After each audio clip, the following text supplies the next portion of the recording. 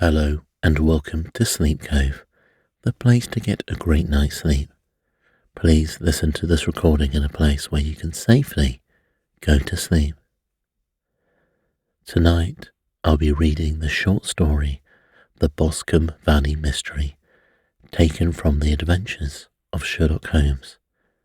This is a classic Sherlock Holmes tale where Sherlock must understand who the real murderer is. There are descriptions of death and murder within this story, so if you'd rather listen to something more peaceful, please choose another recording from Sleep Cove. This recording will also be available without music on my Patreon. Please go to patreon.com/sleepcove or sleepcove.com/support for more information. And let's begin. The Adventures of Sherlock Holmes, The Boscombe Valley Mystery. We were seated at breakfast one morning, my wife and I, when the maid brought in a telegram. It was from Sherlock Holmes and ran in this way. Have you a couple of days to spare? Have just been wired for from west of England in connection with Boscombe Valley tragedy. Shall be glad if you will come with me. Air and scenery perfect. Leave Paddington by 11:15. What do you say, dear? Said my wife, looking across at me.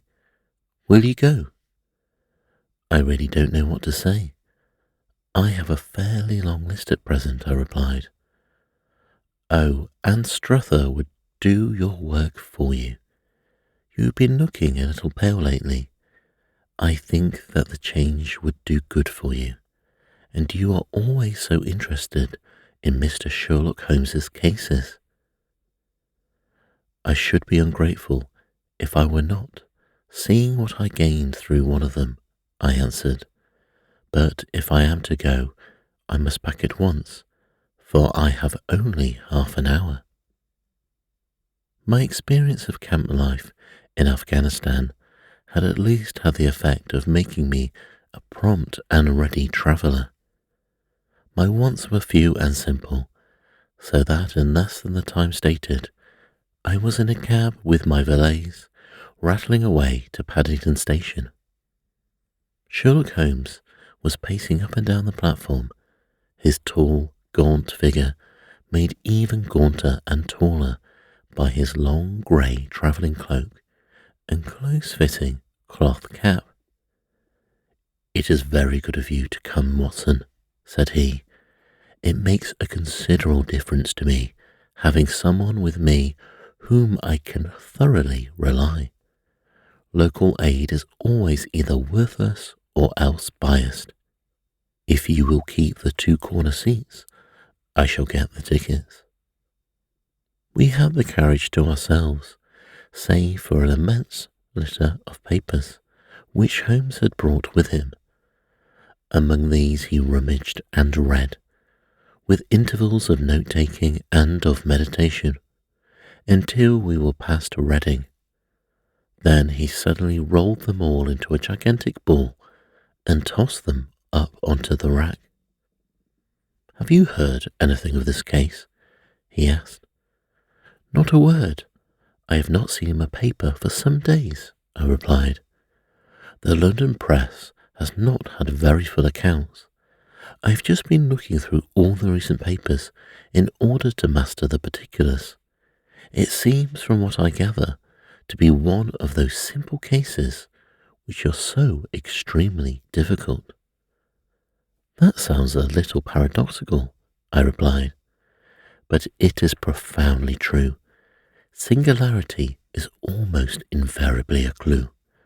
The more featureless and commonplace a crime is, the more difficult it is to bring it home. In this case, however, they have established a very serious case against the son of the murdered man. It is a murder, then, I said. Well, it is conjectured to be so. I shall take nothing for granted until I have the opportunity of looking personally into it. I will explain the state of things to you as far as I have been able to understand it. In a few words, Boscombe Valley is a country district not far from Ross in Herefordshire. The largest landed proprietor in that part is a Mr. John Turner, who made his money in Australia and returned some years ago to the old country. One of the farms that he held, that of Hatherley, was let to Mr. Charles McCarthy, who was also an ex-Australian. The men have known each other in the colonies, so that it was not unnatural that when they came to settle down, they should do so as near to each other as possible. Turner was apparently the richer man, so McCarthy became his tenant, but still remained, it seems, upon terms of perfect equality, as they were frequently together. McCarthy had one son, a lad of 18, and Turner had only a daughter of the same age, but neither of them had wives living.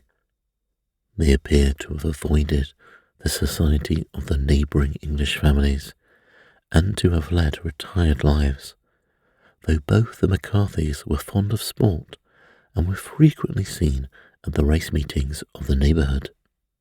McCarthy kept 2 servants, a man and a girl.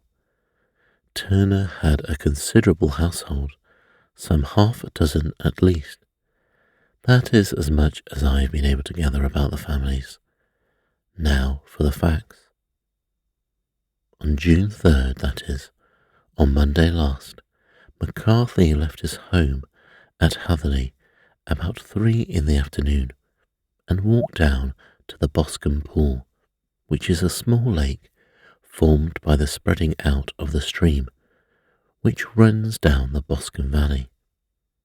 He had been out with his serving man in the morning at Ross, and he had told the man that he must hurry, as he had an appointment of importance to keep at 3. From that appointment, he never came back alive. From Hatherley farmhouse to the Boscombe Pool is a quarter of a mile, and 2 people saw him as he passed over this ground. One was an old woman, whose name is not mentioned, and the other was William Crowder, a gatekeeper in the employ of Mr. Turner. Both these witnesses deposed that Mr. McCarthy was walking alone. The gamekeeper adds that within a few minutes of seeing Mr. McCarthy pass, he had seen his son, Mr. James McCarthy, going the same way with a gun under his arm. To the best of his belief, the father was actually in sight at the time, and the son was following him. He thought no more of the matter until he heard in the evening of the tragedy that had occurred. The 2 McCarthys were seen after the time when William Crowder, the gamekeeper, lost sight of them. The Boscombe Pool is thickly wooded round, with just a fringe of grass and of reeds round the edge. A girl of 14, Patience Moran, who is the daughter of the lodgekeeper of the Boscombe Valley estate, was in one of the woods picking flowers. She states that while she was there, she saw at the border of the wood and close by the lake Mr. McCarthy and his son, and they appeared to be having a violent quarrel. She heard Mr. McCarthy, the elder, using very strong language to his son, and she saw the latter raise up his hand as if to strike his father. She was so frightened by their violence that she ran away and told her mother when she reached home that she had left the 2 McCarthys quarrelling near Boscombe Pool, and that she was afraid that they were going to fight. She had hardly said the words when young Mr. McCarthy came running up to the lodge to say that he had found his father dead in the woods, and to ask for the help of the lodgekeeper. He was much excited, without either his gun or his hat, and his right hand and sleeve were observed to be stained with fresh blood. On following him, they found the dead body stretched out upon the grass besides the pool. The head had been beaten in by repeated blows of some heavy blunt weapon. The injuries were such as might very well have been inflicted by the butt end of his son's gun, which was found lying on the grass within a few paces of the body. Under these circumstances, the young man was instantly arrested, and a verdict of wilful murder having been returned at the inquest on Tuesday, he was on Wednesday brought before the magistrates at Ross, who have referred the case to the next assizes. Those are the main facts of the case as they came out before the coroner and the police court. "I could hardly imagine a more damning case," I remarked. "If ever circumstantial evidence pointed to a criminal, it does so here." "Circumstantial evidence is a very tricky thing," answered Holmes thoughtfully. "It may seem to point very straight to one thing, but if you shift your own point of view a little, you may find it pointing in an equally uncompromising manner to something entirely different. It must be confessed, however, that the case looks exceedingly grave against the young man, and it is very possible that he is indeed the culprit. There are several people in the neighbourhood, however, and among them Miss Turner, the daughter of the neighbouring landowner, who believed in his innocence, and who has retained Lestrade, whom you may recollect in connection with the study in Scarlet, to work out the case in his interest. Lestrade, being rather puzzled, has referred the case to me, and hence it is that two middle-aged gentlemen are flying westward at 50 miles an hour, instead of quietly digesting their breakfasts at home. "I'm afraid," said I, "that the facts are so obvious that you will find little credit to be gained out of this case." "There is nothing more deceptive than an obvious fact," he answered, laughing. "Besides, you may chance to hit upon some obvious facts which have been by no means obvious to Mr. Lestrade. You know me too well to think that I am boasting when I say that I shall either confirm or destroy his theory by means which he is quite incapable of employing or even of understanding. To take the first example to hand, I am very clearly perceived that in your bedroom the window is upon the right-hand side, and yet I question whether Mr. Lestrade would have even noted so self-evident a thing as that." "How on earth?" I replied. "My dear fellow, I know you well. I know the military neatness which characterizes you. You shave every morning, and in this season you shave by the sunlight, but since your shaving is less and less complete as we get farther back on the left-hand side, until it becomes positively slovenly as we get round the angle of the jaw, it is surely very clear that the side is less illuminated than the other.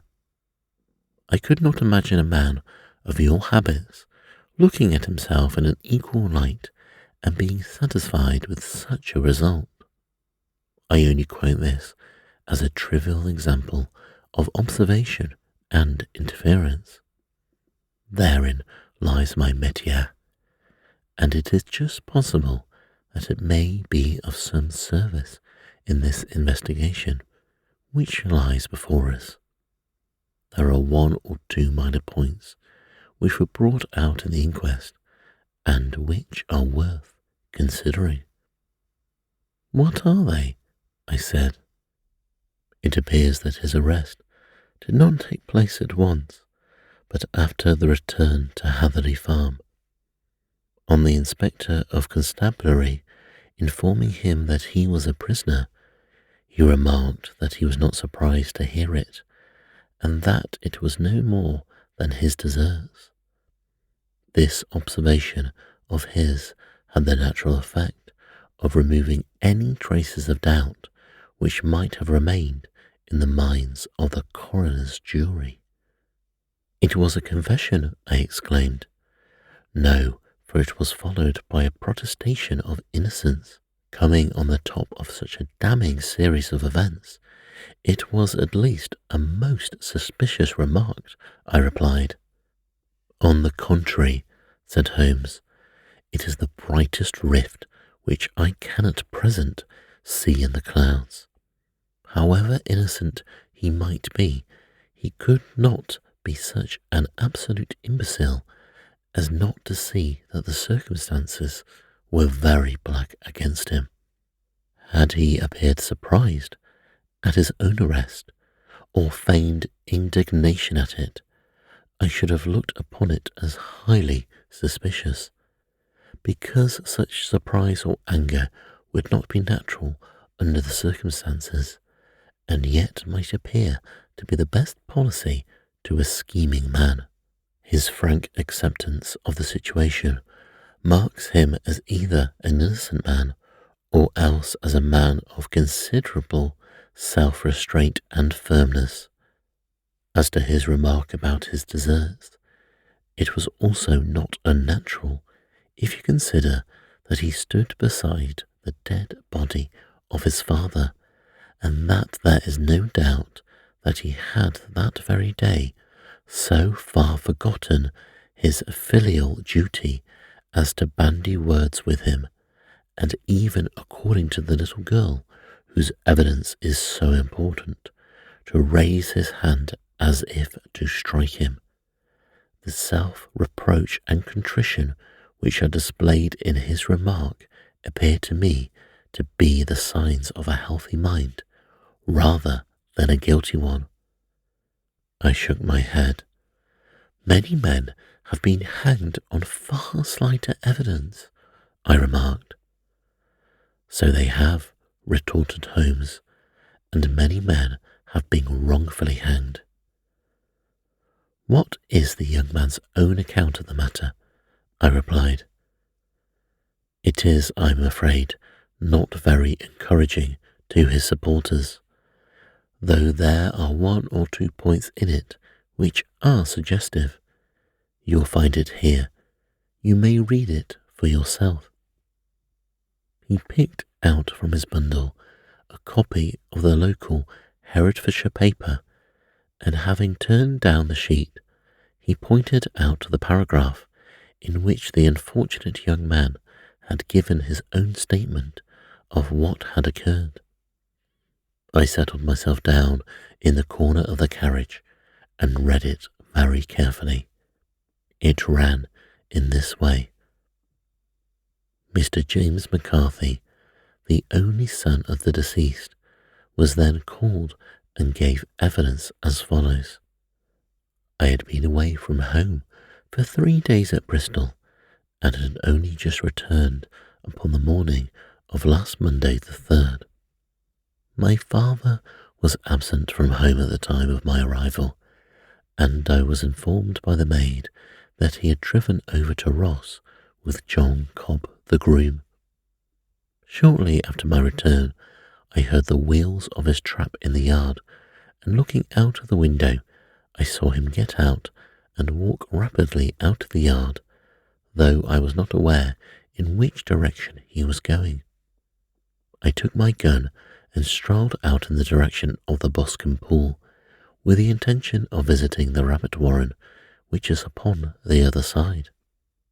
On my way, I saw William Crowder, the gamekeeper, as he had stated in his evidence, but he is mistaken in thinking that I was following my father.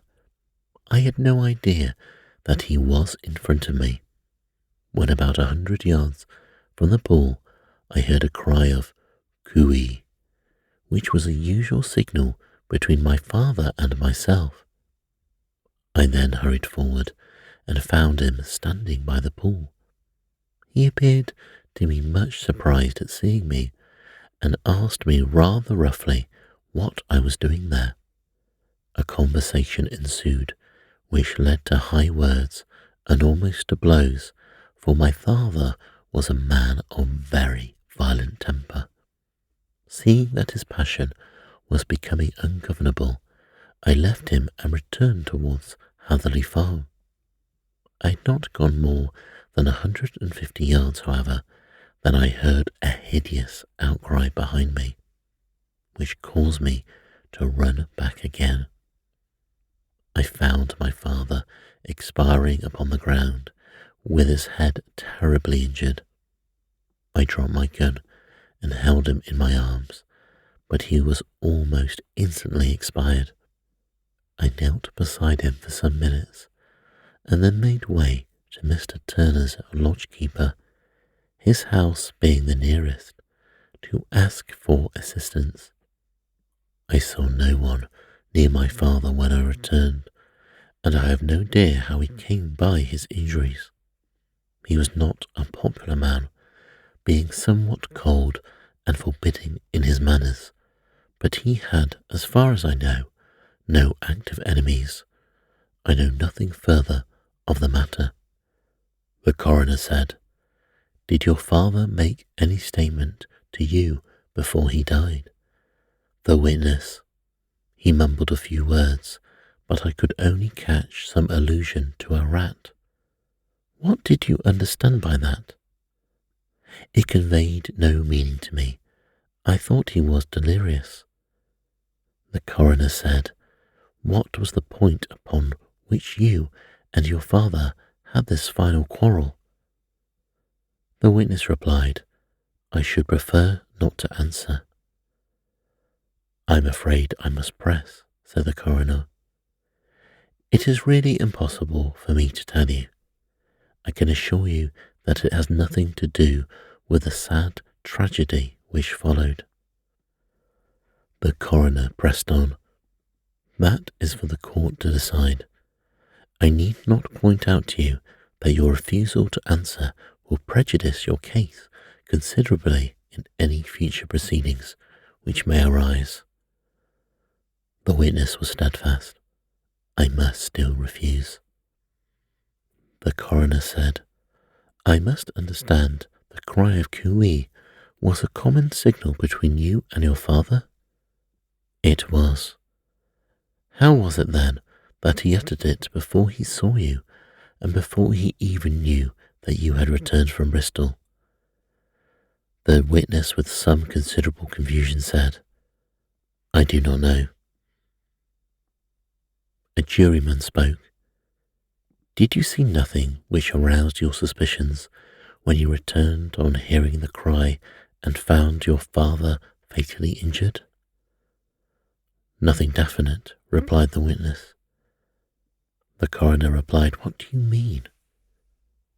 "I was so disturbed and excited as I rushed out into the open that I could think of nothing except of my father. Yet I had a vague impression that as I ran forward, something lay upon the ground to the left of me. It seemed to me that it to be something grey in colour, a coat of some sort, or a plaid perhaps. When I rose from my father, I looked around for it, but it was gone." "Do you mean that it disappeared before you went for help?" said the coroner. "Yes, it was gone." "You cannot say what it was?" "No, I had a feeling something was there." "How far away from the body?" "A dozen yards or so." "And how far from the edge of the wood?" "About the same." "Then, if it was removed, it was while you were within a dozen yards of it?" "Yes, but with my back towards it." This concludes the examination of the witness. I see, said I as I glanced down the column, that the coroner, in his concluding remarks, was rather severe upon young McCarthy. He calls attention, and with reason, to the discrepancy about his father having signalled to him before seeing him, also to his refusal to give details of his conversation with his father and his singular account of his father's dying words. They are all, as he remarks, very much against the sun. Holmes laughed softly to himself and stretched himself out upon the cushioned seat. Both you and the coroner have been at some pains, said he, to single out the very strongest points in the young man's favour. Don't you see that you have alternatively given him credit for having too much imagination and too little if he could not invent a cause of quarrel which would give him the sympathy of the jury, too much if he evolved from his own inner consciousness anything so ultra as a dying reference to a rat, and the incident of the vanishing cloth? No, sir, I shall approach this case from the point of view that what this young man says is true, and we shall see whither that hypothesis will lead us. And now here is my pocket-book Petrarch, and not another word shall I say of this case until we are on the scene of action. We lunch at Swindon, and I see that we shall be there in 20 minutes. It was nearly 4 o'clock when we were at last, after passing through the beautiful Stroud Valley and over the broad gleaming Severn, found ourselves at the pretty little country road of Ross. A lean, ferret-like man, furtive and sly-looking, was waiting for us upon the platform.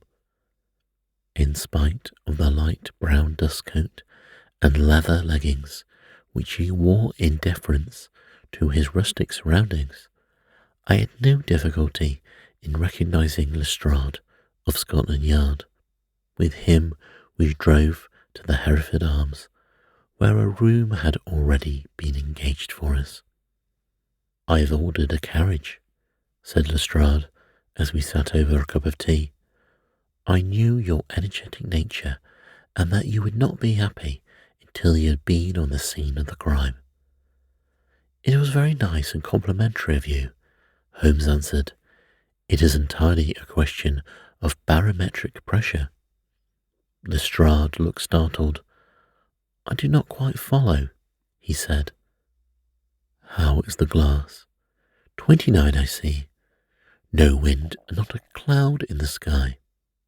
I have a caseful of cigarettes here which need smoking, and the sofa is very much superior in the usual country hotel abomination. I do not think that it is probable that I shall use the carriage tonight." Lestrade laughed indulgently. "You have no doubt already formed your conclusions from the newspapers," he said. "The case is as plain as a pikestaff, and the more one goes into it, the plainer it becomes. Still, of course, one can't refuse a lady, and such a very positive one too.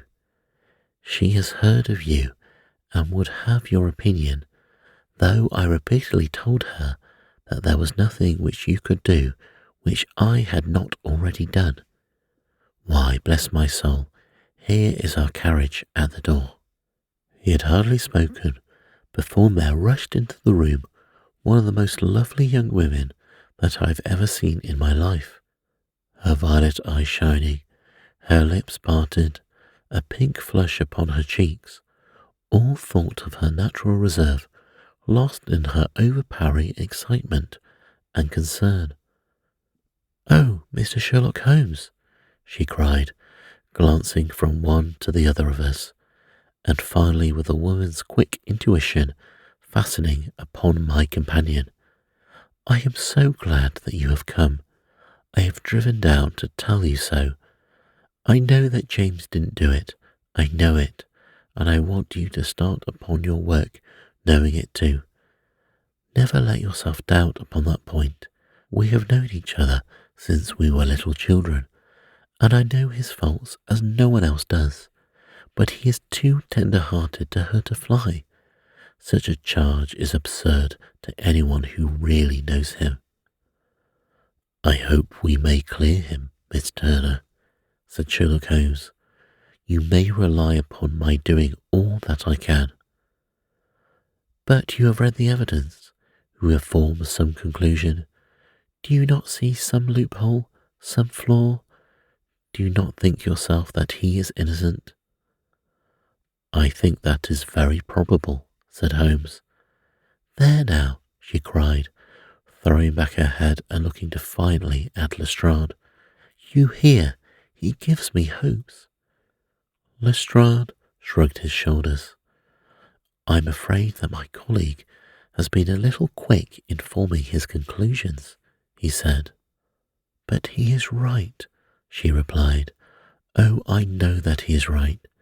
James never did it, and about his quarrel with his father, I'm sure that the reason why he would not speak about it to the coroner was because I was concerned in it. In what way? Asked Holmes. It is no time for me to hide anything. James and his father had many disagreements about me. Mr. McCarthy was very anxious that there should be a marriage between us.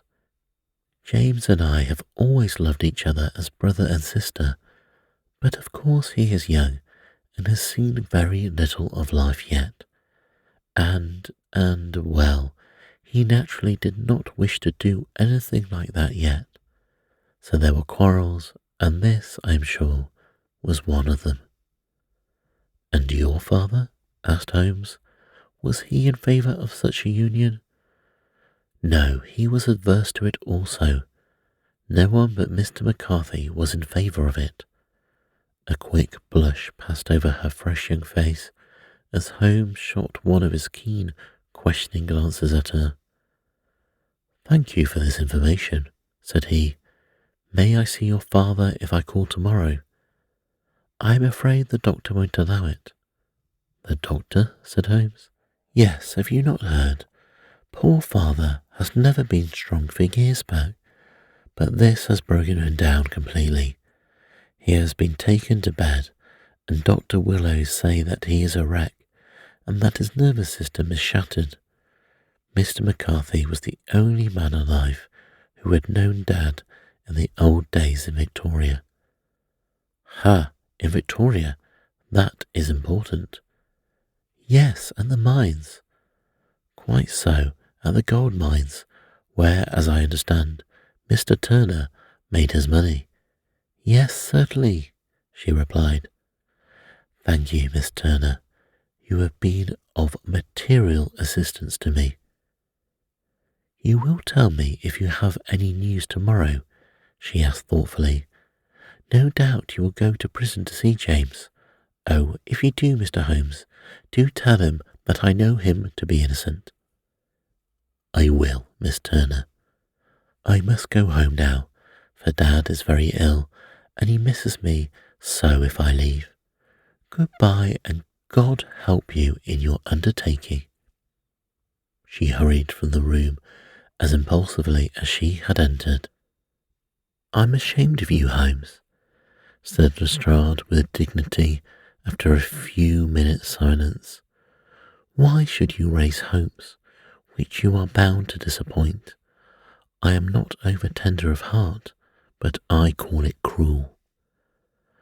I think that I see my way to clearing James McCarthy, said Holmes. Have you an order to see him in prison? Yes, but only for you and me. Then I shall reconsider my resolution about going out. We have still time to take a train to Hereford and see him tonight. Ample of time, said Lestrade. Then let us do so. Watson, I fear that you will find it very slow, but I shall only be away a couple of hours. I walked down to the station with them, and then wandered through the streets of the little town, finally returning to the hotel, where I lay upon the sofa and tried to interest myself in a yellow-backed novel. The puny plot of the story was so thin, however, when compared to the deep mystery through which we were groping, and I found my attention wander so continually from the action to the fact.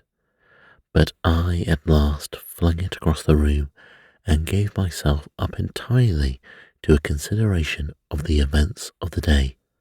Supposing that this unhappy young man's story was absolutely true, then what hellish thing, what absolutely unforeseen and extraordinary calamity could have occurred between the time that he parted from his father and the moment when, drawn back by his screams, he rushed into the glade?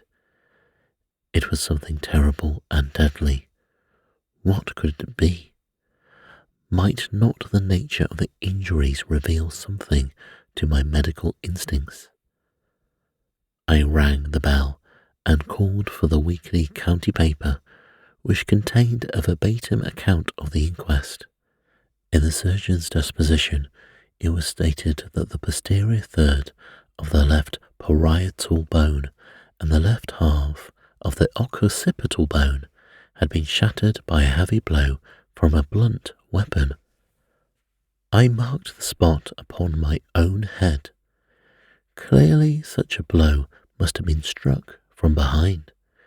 That was to some extent in favour of the accused, as when seen quarrelling he was face to face with his father. Still, it did not go for very much, for the older man might have turned his back before the blow fell. Still, it might be worthwhile to call Holmes's attention to it. Then there was the peculiar dying reference to a rat. What could that mean? It could not be delirium. A man dying from a sudden blow does not commonly become delirious. No, it was more likely to be an attempt to explain how he met his fate. But what could it indicate? I put my brains together to find some possible explanation, and then the incident of the grey cloth seen by young Mr. McCarthy. If that was true, the murderer must have dropped some part of his dress, presumably his overcoat, in his flight, and must have had the hardihood to return to carry it away at the instant when the sun was kneeling with his back turned not a dozen paces off. What a tissue of mysteries and improbabilities the whole thing was. I do not wonder at Lestrade's opinion, and yet I had so much faith in Sherlock Holmes's insight that I could not lose hope as long as every fresh fact seemed to strengthen his conviction of young McCarthy's innocence. It was late before Sherlock Holmes returned. He came back alone, for Lestrade was staying in lodgings in the town. "The glass still keeps very high," he remarked as he sat down. "It is of importance that it should not rain before we are able to go over the ground. On the other hand, a man should be at his very best and keenest for such nice work as that. I do not wish to go it when fagged by a long journey. I have seen young McCarthy." "And what did you learn from him?" I said. "Nothing," exclaimed Holmes. "Could he throw no light?" "None at all. I was inclined to think at one time that he knew who had done it and was screening him or her, but I am convinced now that he is as puzzled as everyone else. He is not a very quick-witted youth, though comely to look at, and I should think sound at heart." "I cannot admire his taste," I remarked. "It is indeed a fact that he was averse to marriage with so charming a young lady as this Miss Turner. Ah, thereby hangs a rather painful tale.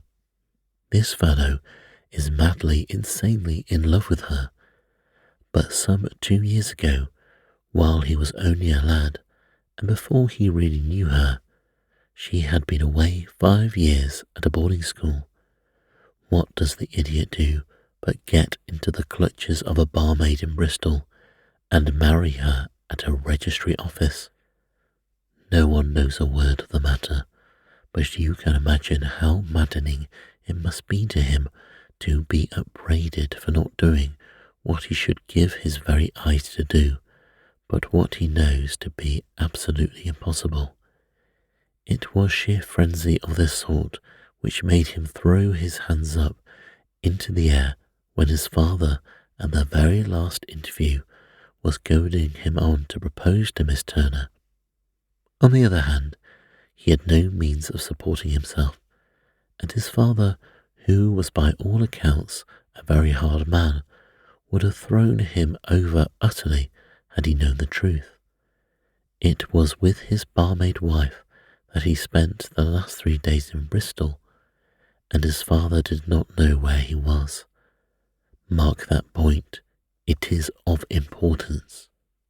Good has come out of evil. However, for the barmaid, finding from the papers that he is in serious trouble and likely to be hanged, has thrown him over utterly, and has written to him to say that she has a husband already in the Bermuda Dockland, so that there is really no tie between them. I think that bit of news has consoled young McCarthy for all that he has suffered. But if he is innocent, who has done it? I replied. Who? I would call your attention very particularly to 2 points. One is that the murdered man had an appointment with someone at the pool, and that the someone could not have been his son, for his son was away and did not know when he would return. The second is that the murdered man was heard to cry "Cooey" before he knew that his son had returned. Those are the crucial points upon which the case depends. And now let us talk about George Meredith, if you please, and we shall leave all minor matters until tomorrow. There was no rain, as Holmes had foretold, and the morning broke bright and cloudless. At 9 o'clock, Lestrade called for us with the carriage, and we set off for Hatherley Farm and the Boscombe Pool. There is serious news this morning, Lestrade observed. It is said that Mr. Turner of the Hall is so ill that his life is despaired of. An elderly man, I presume, said Holmes. About 60, but his constitution has been shattered by his life abroad, and he has been in failing health for some time. This business has had a very bad effect upon him. He was an old friend of McCarthy's, and, I may add, a great benefactor to him, for I have learned that he gave him Hatherley Farm rent-free. Indeed, that is interesting, said Holmes. Oh yes, in 100 other ways he has helped him. Everybody about here speaks of his kindness to him. Really, does it not strike you as a little singular that his McCarthy, who appears have had little of his own, and who have been under such obligations to Turner, should still talk of marrying his son to Turner's daughter, who is presumably heiress to the estate, and that in such a very cocksure manner, as if it were merely a case of a proposal, and all else would follow? It is more strange, since we know that Turner himself was averse to the idea. The daughter told us much. Did you not deduce something from that? We have got to the deductions and interferences, said Lestrade, winking at me. I find it hard enough to tackle facts, Holmes, without flying away after theories and fancies. You are right, said Holmes demurely. "You do find it very hard to tackle the facts." "Anyhow, I grasped one fact which you seem to find it difficult to get hold of," replied Lestrade with some warmth. "And that is?" "That McCarthy Sr. met his death from McCarthy Jr., and that all theories to the contrary are the merest moonshine." "Well, moonshine is a brighter thing than fog," said Holmes, laughing, "but I am very much mistaken if this is not Hatherley Farm upon the left." "Yes, it is." It was a widespread, comfortable-looking building, two-storied, slate-roofed, with great yellow blotches of lichen upon the grey walls. The drawn blinds and the smokeless chimneys, however, gave it a stricken look, as though the weight of this horror still lay heavy upon it. We called at the door, when the maid, at Holmes' request, showed us the boots which our master wore at the time of his death, and also a pair of the son's, though not the pair which he had then had.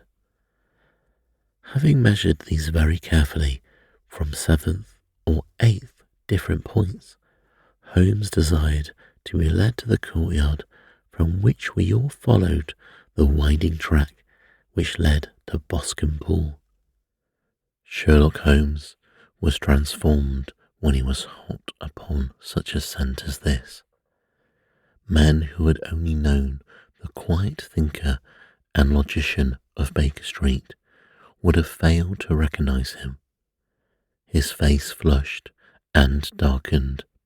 His brows were drawn into two hard black lines, while his eyes shone out from beneath them with a steely glitter. His face was bent downward, his shoulders bowed, his lips compressed, and the veins stood out like whipcord in his long, sinewy neck. His nostrils seemed to dilate with a purely animal lust for the chase, and his mind was so absolutely concentrated upon the matter before him that a question or remark fell unheeded upon his ears, or at the most only provoked a quick, impatient snarl in reply. Swiftly and silently he made his way along the track, which ran through the meadows, and so by the way of the woods, to the Boscombe Pool. It was damp, marshy ground, as is all that district, and there were marks of many feet, both upon the path and amid the short grass which bonded it on either side. Sometimes Holmes would hurry on, sometimes stop dead, and once he made quite a little detour into the meadow. Lestrade and I walked behind him, the detective indifferent and contemptuous, while I watched my friend with interest, which sprang from the conviction that every one of his actions was directed towards a definite end.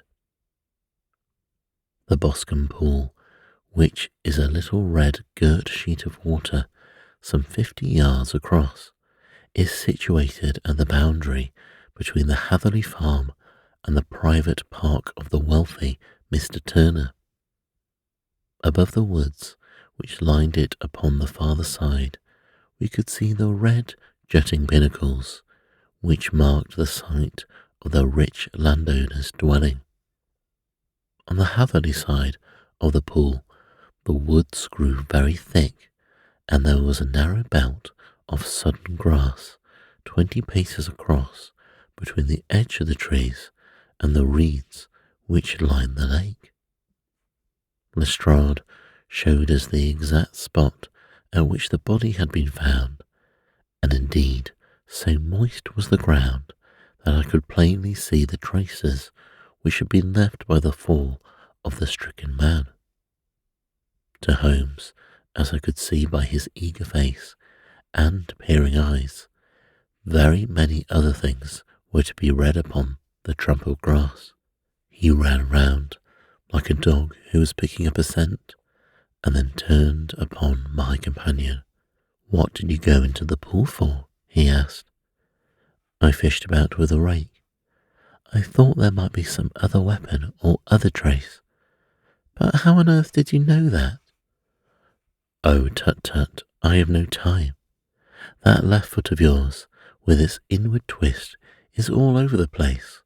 A mole could trace it, and there it vanishes among the reeds.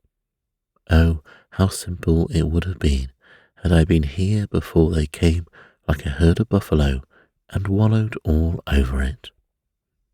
Here is where the party with the lodge-keeper came, and they have covered all tracks for 6 or 8 feet around the body. But here are 3 separate tracks of the same feet." He drew out a lens and laid down upon the waterproof to have a better view, taking all the time rather to himself than to us. "These are young McCarthy's feet. Twice he was walking, and once he ran swiftly, so that the soles are deeply marked, and the heels hardly visible. That bears out his story. He ran when he saw his father on the ground. Then here are the father's feet as he paced up and down. What is this then? It is the butt end of the gun as the son stood listening. And this, aha, what have we here? Tiptoes, square too, quite unusual boots. They come, they go, they come again. Of course that was for the cloak. Now where did they come from?" He ran up and down, sometimes losing, sometimes finding the track, until we were well within the edge of the wood, and under the shadow of a great beech, the largest tree in the neighbourhood. Holmes traced his way to the farther side of this, and lay down once more upon his face with a little cry of satisfaction. For a long time he remained there, turning over the leaves and dried sticks, gathering up what seemed to be dust into an envelope, and examining with his lens not only the ground, but even the bark of the tree as far as he could reach. A jagged stone was lying among the moss, and this also he carefully examined and retained. Then he followed the pathway through the wood until he came to the high road, where all traces were lost. "It must have been a case of considerable interest," he remarked, returning to his natural manner. "I fancy that this grey house on the right must be the lodge. I think that I will go in and have a word with Moran, and perhaps write a little note. Having done that, we may drive back to our luncheon. You may walk to the cab, and I shall be with you presently." It was about 10 minutes before we regained our cab and drove back into Ross. Holmes was still carrying with him the stone which he picked up in the wood. "This may interest you, Lestrade," he remarked, holding it out. "The murder was done with it." "I see no marks." "There are none." "How did you know that?" "The grass was growing under it. It had lain here for a few days. There was no sign of a place whence it had been taken. It corresponds with the injuries. There is no sign of any other weapon." "And the murderer?" said Lestrade. "Is a tall man, left-handed, limps with the right leg, wears thick-soled shooting boots and a grey cloak, smokes Indian cigars, uses a cigar holder, and carries a blunt penknife in his pocket. There are several other indications, but these may be enough to aid us in our search." Lestrade laughed. "I'm afraid that I'm still a skeptic," he said. "Theories are all very well, but we have to deal with a hard-headed British jury." "Nous verrons," answered Holmes calmly. which meant we'll see in English. You'll work your own method, and I shall work mine. I shall be busy this afternoon, and shall probably return to London by the evening train. And leave your case unfinished? Lestrade said. No, finished, retorted Holmes. But the mystery? It is solved. Who was the criminal then? The gentleman I describe, Holmes calmly said. But who is he? Surely it would not be difficult to find out. This is not such a populous neighbourhood. Lestrade shrugged his shoulders. I am a practical man, he said, and I really cannot undertake about going in the country looking for a left-handed gentleman with a game leg. I should become the laughing-stock of Scotland Yard. All right, said Holmes quietly. I have given you the chance. Here are your lodgings. Goodbye. I should drop you a line before I leave. Having left Lestrade at his rooms, we drove to our hotel, where we found lunch upon the table. Holmes was silent and buried in thought, with a pained expression upon his face, as one who finds himself in a perplexing position. Look here, Watson, he said when the cloth was cleared. Just sit down in this chair and let me preach to you a little. I don't quite know what to do, and I should value your advice. Light a cigar and let me expound. Pray do so, I said. Well, now in considering this case, there are 2 points about young McCarthy's narrative which struck us both instantly, although they impressed me in his favour and you against him. One was the fact that his father should, according to his account, cry cooey before seeing him. The other was his singular dying reference to a rat. He mumbled several words, you understand, but that was all that caught the son's ear. Now, from this double point, our research must commence, and we will begin it by presuming that what the lad says is absolutely true. What about this cooey, then? I said. Well, obviously, it could not have been meant for the son. The son, as far as he knew, was in Bristol. It was mere chance that he was within earshot. The cooey was meant to attract the attention of whoever it was that he had the appointment with. The cooey is a distinctly Australian cry, and one which is used between Australians.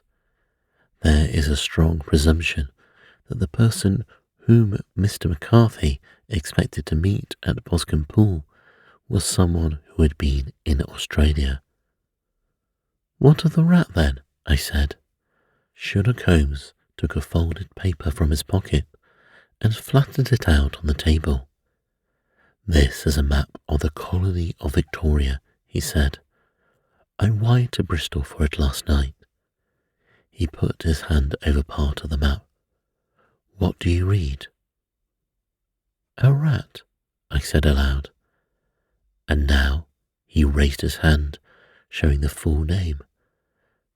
Ballarat, I said confusingly. Quite so. That was the word the man uttered, and of which his son only caught the last 2 syllables. He was trying to utter the name of his murderer, so and so of Ballarat. It is wonderful, I exclaimed. It is obvious, and now you see I have narrowed the field down considerably, said Holmes. The possession of a grey garment was a 3rd point, which, granting the son's statement to be correct, was a certainty. We have now come out of mere vagueness to the definite conception of an Australian from Ballarat with a grey cloak. Certainly, I said. And one who was at home in the district for the pool and can only be approached by the farm or by the estate, where strangers could hardly wander, said Holmes excitedly. Quite so, I returned. Then comes our expedition of today. By an examination of the ground, I gained the trifling details which I gave to that imbecile Lestrade as to the personality of the criminal. But how did you gain them? I said, still a little confused. You know my method, said Holmes. It is founded upon the observation of trifles. His height, I know, might be roughly judged by the length of his stride. His boots, too, might be told from their traces. I guessed. Yes, they were peculiar boots, said Holmes. But his lameness? The impression of his right foot was always less distinct from his left. He put less weight upon it. Why? Because he limped. He was lame. And his left-handedness? I said. You were yourself struck by the nature of the injury as recorded by the surgeon at the inquest. The blow was struck from immediately behind, and yet was upon the left side. Now, how can that be unless it were by a left-handed man? He had stood behind that tree during the interview between the father and son. He had even smoked there. I found the ash of a cigar, and my special knowledge of tobacco ashes enables me to pronounce as an Indian cigar. I have, as you know, devoted some attention to this, and written a little monograph on the ashes of 140 varieties of pipe, cigar, and cigarette tobacco. Having found the ash, I then looked round and discovered the stump among the moss where he had tossed it. It was an Indian cigar of the variety which are rolled in Rotterdam. And the cigar holder? I responded, amazed. I could see that the end had not been in his mouth. Therefore he used a holder. The tip had been cut off, not bitten off, but the cut was not a clean one, so I deduced a blunt penknife. Holmes, I said, you have drawn a net around this man from which he cannot escape, and you have saved an innocent human life as truly as if you had cut the cord which was hanging him. I see the direction in which all this points. The culprit is Mr. John Turner, cried the hotel waiter, opening the door of our sitting room and ushering in a visitor before I could finish my sentence. The man who entered was a strange and impressive figure. His slow, limping step and bowed shoulders gave the impression of decrepitude, and yet his hard, deep-lined, craggy features and his enormous limbs showed that he was possessed of unusual strength of body and of character. His tangled beard, grizzled hair, and outstanding drooping eyebrows combined to give an air of dignity and power to his appearance, but his face was an ashen white, while his lips and the corners of his nostrils were tinged with a shade of blue. It was clear to me at a glance that he was in the grip of some deadly and chronic disease. Pray sit down on the sofa, said Holmes gently. You had my note? Yes, the lodge-keeper brought it up. You said you wished to see me, here to avoid a scandal, he replied. I thought people would talk if I went to the hall, said Holmes. And why do you wish to see me? He looked across at my companion with despair in his weary eyes, as though his question was already answered. Yes, said Holmes, answering the look rather than the words. It is so. I know all about Mr. McCarthy. The old man sunk his face in his hands. God help me, he cried, but I would not have let the young man come to harm. I give you my word that I would have spoken out if it went against him at the assizes. I am glad to hear you say so, said Holmes gravely. I would have spoken now had it not been for my dear girl. It would break her heart, it will break her heart, when she hears that I am arrested. It may not come to that, said Holmes. What? He said back. I am no official agent. I understand it was your daughter who required my presence here, and I am acting in her interests. Young McCarthy must be got off, however. I am a dying man, said old Turner. I have had diabetes for years.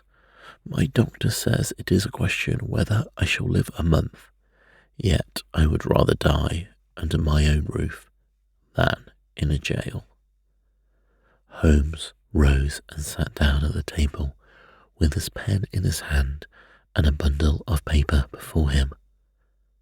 Just tell the truth, he said. I shall jot down the facts. You will sign it, and Watson here can witness it. Then I could produce your confession at the last extremity to save young McCarthy. I promise you that I shall not use it unless it is absolutely needed. It's all well, said the old man. It's a question whether I shall live to the assizes, so it matters little to me. I should wish to spare Alice the shock, and now I will make the thing clear to you. It has been a long time in the acting, but will not take me long to tell you. You didn't know this dead man, McCarthy. He was a devil incarnate. I tell you that. God keep you out of the clutches of such a man as he. His grip has been upon me these 20 years, and he has blasted my life. I'll tell you first how I came to be in his power. It was in the early 60s, at my diggings. I was a young man then, hot-blooded and reckless, ready to turn my hand at anything. I got among bad companions, took to drink, had no luck with my claim, took to the bush, and in a word became what you would call over here a highway robber. There were 6 of us, and we had a wild, free life of it, sticking up a station from time to time, or stopping the wagons on the road to the diggings. Black Jack of Ballarat was the name I went under, and our party is still remembered in the colony as the Ballarat Gang. One day, a gold convoy came down from Ballarat to Melbourne, and we lay in wait for it and attacked it. There were 6 troopers and 6 of us. It was a close thing, but we emptied 4 of their saddles at the first volley. 3 of our boys were killed, however, before we got the swag. I put my pistol to the head of the wagon driver, who was this very man, McCarthy. I wished to the Lord that I had shot him then, but I spared him, though I saw his wicked little eyes fixed on my face, as though to remember every feature. We got away with the gold, became wealthy men, and made our way over to England without being suspected. There I partied from my old pals, determined to settle down to a quiet and respectable life. I bought this estate, which chanced to be in the market, and I set myself to do a little good with my money, to make up for the way in which I had earned it. I married too, and though my wife died young, she left me my dear little Alice. Even when she was just a baby, her wee hand seemed to lead me down the right path, as nothing else had ever done. In a word, I turned over a new leaf, and did my best to make up for the past. All was going well when McCarthy laid his grip upon me. I had gone up to town about an investment, and met him in Regent Street, with hardly a coat to his back or a boot to his foot. "Here we are, Jack," says he, touching me on the arm. We'll be good as family to you. There's two of us, me and my son, and you can have the keeping of us. If you don't, it's fine. Law-abiding country is England, and there's always a policeman within hail. Well, down they came to the West Country. There was no shaking them off, and they have lived rent-free on my best land ever since. There was no rest for me, no peace, no forgetfulness. Turn where I could, there he was, his cunning face, grinning at my elbow. It grew worse as Alice grew up, for he soon saw I was afraid of her knowing my past than of the police. Whatever he wanted he must have, and whatever it was I gave him without question. Land, money, houses, until at last he asked for a thing I could not give up. He asked for Alice. His son, you see, had grown up, and so had my girl, and I was known to be in weak health. It seemed a fine stroke to him that his lad would step into the whole property. But there I was firm. I would not have his cursed stock mixed with mine. Not that I had any dislike to the lad, but his blood was in him, and that was enough. I stood firm. McCarthy threatened. I braved him to do the worst. We were to meet at the pool midway between our houses to talk it over. When I went down there, I found him talking with his son, so I smoked a cigar and waited behind a tree until he should be alone. But as I listened to his talk, all that was black and bitter in me seemed to come uppermost. He was urging his son to marry my daughter, with a little regard for what she might think, as if she were a slut of the streets. It drove me mad to think that I and all that I held most dear should be in the power of such a man as this. Could I not snap the bond? I was already a dying and desperate man. Though clear of mind and fairly strong of limb, I knew that my fate was sealed. But my memory and my girl, both could be saved if I could but silence that foul tongue. I did it, Mr. Holmes. I would do it again. Deeply as I have sinned, I have led a life of martyrdom to atone for it. But that my girl should be entangled in the same meshes which held me was more than I could suffer. I struck him down with no more compunction than if he had been some foul and venomous beast. His cry brought back his son, but I had gained the cover of the wood, though I was forced to go back to fetch the cloak which I had dropped in my flight.